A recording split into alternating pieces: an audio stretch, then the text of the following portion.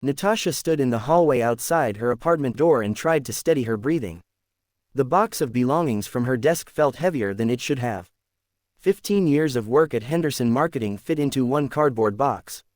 A coffee mug her daughter had painted in 3rd grade. A small cactus that had somehow survived her sporadic watering. 3 framed certificates that once meant something. Christmas Eve had always been her favorite day of the year. The quiet anticipation. The way the city slowed down just enough to remember what mattered. But this Christmas Eve was different. At 3 o'clock that afternoon her manager had called her into the conference room. Budget cuts, they said. Restructuring. Nothing personal. The words felt rehearsed and hollow. She fumbled with her keys and finally got the door open. The apartment was dark except for the small tree she had put up the weekend before. White lights blinked on and off in a rhythm that now felt almost mocking. She set the box down by the door and sank onto her couch. For a long time she just sat there. The silence pressed in around her. Her daughter Emily was spending Christmas with her father this year.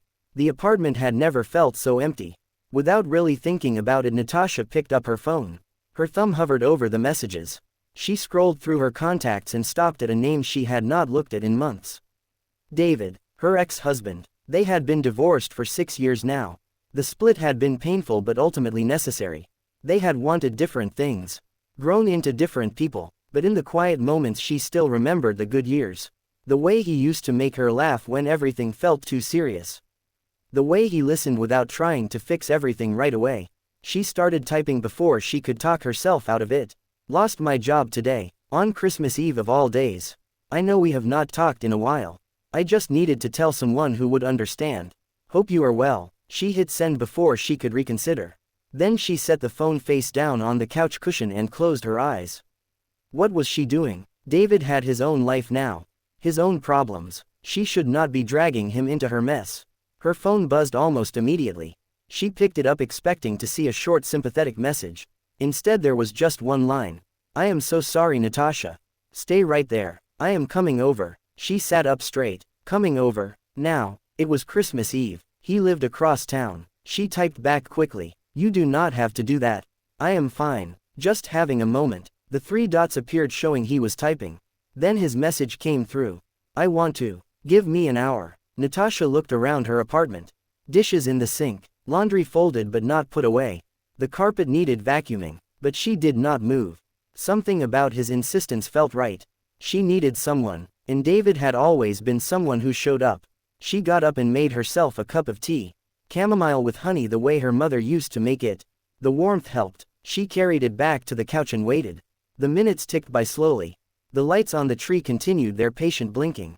When the knock finally came, she was not sure she had heard it at first. Then it came again, firm but gentle. She walked to the door and opened it. David stood in the hallway. He wore a long brown coat over a dark sweater. His hair was a bit grayer than she remembered, but his eyes were the same. Kind. Present. He held a paper bag in one hand. Hi, he said quietly. Hi, she said back. And then without planning to, she stepped forward and hugged him. He wrapped his arms around her carefully. Like he was holding something precious that might break. She let herself stay there for a moment, just breathing, just being held. When they finally stepped apart, he smiled. Can I come in? Of course. He followed her inside and set the bag on the kitchen counter. I brought soup. That place on Maple you used to love.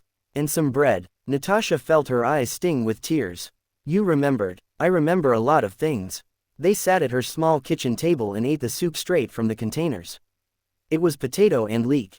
Rich and comforting. They did not talk much at first. Just the sound of spoons against cardboard and the hum of her refrigerator. Finally David set his spoon down.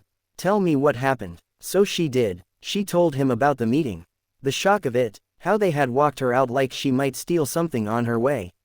How small it made her feel. He listened without interrupting. When she finished, he reached across the table and took her hand. You are one of the best people I know, he said. This is about them, not about you. I know, she said. But it still hurts. Of course it does. They sat like that for a while, holding hands across her kitchen table. It felt familiar and strange at the same time. Familiar because they had sat at this same table 1,000 times during their marriage. Strange because so much had changed since then. I should not have texted you, Natasha said finally. You have your own life. I just did not know who else to tell. David shook his head. I am glad you did. We might not be married anymore, but that does not mean I stopped caring. You can always reach out to me. Always. Something in his voice made her look up. There was a steadiness there.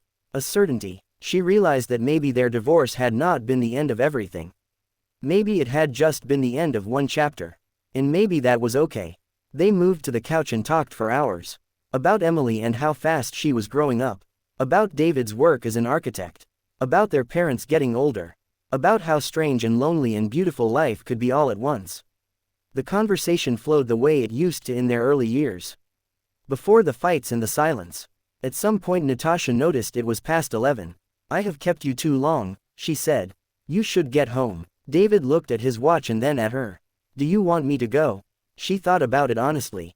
No, she said, but I do not want to keep you from wherever you need to be. I am exactly where I need to be. They stayed up until midnight. When the clock struck 12, David stood and walked to her window.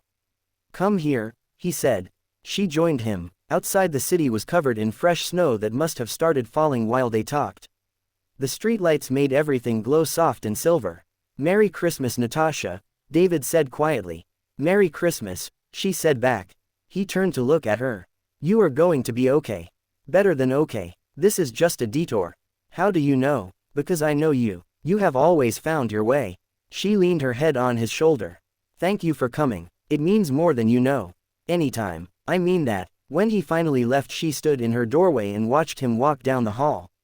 He turned back once and waved.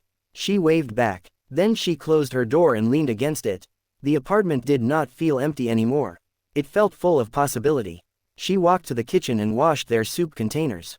Put them in the recycling. Wiped down the counter. Small tasks that felt like taking care of herself. As she got ready for bed, she thought about what David had said. About her finding her way. Maybe he was right. Maybe losing this job was not the end. Maybe it was the start of something new. Something better. She climbed into bed and pulled the covers up. Through her window she could see the snow still falling. Soft and persistent. Covering everything in quiet grace. She closed her eyes and for the first time that day she felt peace. Not because her problems had disappeared. They had not. But because she had been reminded of something important. She was not alone. Even in her darkest moments there were people who cared.